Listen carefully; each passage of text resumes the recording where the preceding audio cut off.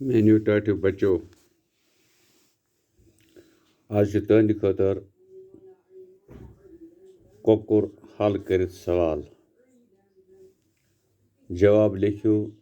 सुल सुबह क्या कोकुर लूकन वनान जवाब सुल सुबह कोकुर लूकन वनान जि गफलत त्रयू तो बेदार सपदियो। दुयम सवाल कोकुर कित पट गसान कोरन वरियो सत जवाब मालिन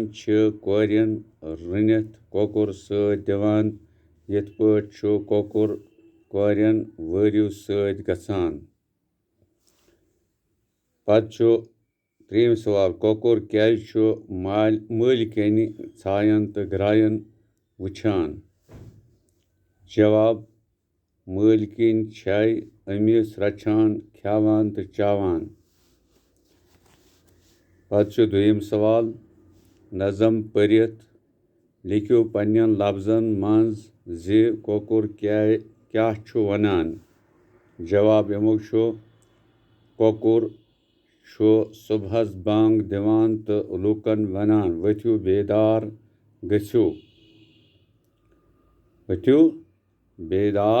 गस्यो गफलत त्रयू मे छुन आज ताम कह ते नाराज कोरमुत न छुम शाकि तल जह वाद कोरमुत बछुस कोरन सत गसान यम सत तिमन वरियो वेस मज गैरत हुरान छु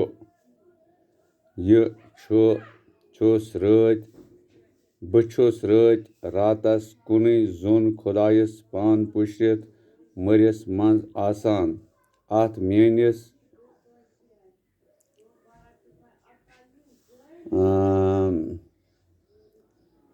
ददिस छुन कह अखा ते वातान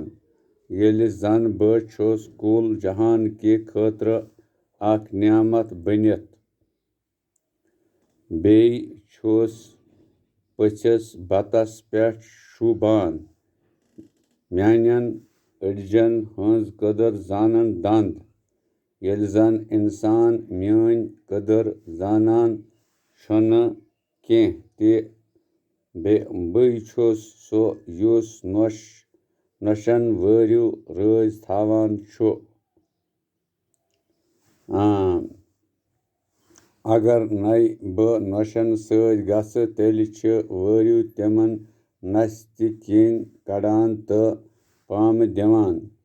अफसर ति छ म्यान सत रज सपदान कामि करान डॉक्टर साहब ति छु बीमारस म्यून रस चुन दिवान नीर दान ति छु सन बह पन्ने कल खैरात खावान प्रथ कुनि अस्तानस छिम लोल बरने निवान सो अशमकाम ऐस्तन या सरार शरीफ बछुस अब दारन अबन सतर करान बछुस पीर सबन इज्जत दिवान बछुस तसरुफ दार दूर करान बछुस मालिकन छायन तो ग्रायन वुछान तिक्याज सु छम प्रथ विज लोल बरान खावान तो चावान तम पत ति छुस बह खुदाय सुंद शुक्र बजा अनान। यह अमुक तर्जुम पन्न लफ्जन मज यानी पान कोकुर सज यह दलील वन तो इथे कन जन आसो तुह ति पगह लिखियो से कोकुर सज यह दलील पन्न लफ्जन मज तो तुह तम सात इथे कन पन्न लफ्जन मज यह दलील लेखन कोकुर क्या तथ नस्बे मज वनान तो पन्न लफ्जन मज यह बनावन तुह तो यह करियो कॉपी पे नोट तो पत करियो याद यम सत तुह सहूलियत गो पगह यह मजमून लेखनस मंज। यह अकि कस्मुक मजमून ते हेकि यह बनित तो बाज अवकात यी तत ٲسِتھ कि तुम लिखियो सह कॉकरस पे मजमून तो तुम हेकि यह तत बसित यह मजमून लिखित तो तुहद मुद्दा गژھِ पूर्ण। बाकी शुक्रिया। उम्मीद छम यही कि तुम करियो यह कॉपी पे नोट तो पत करियो याद। बाकी शुक्रिया।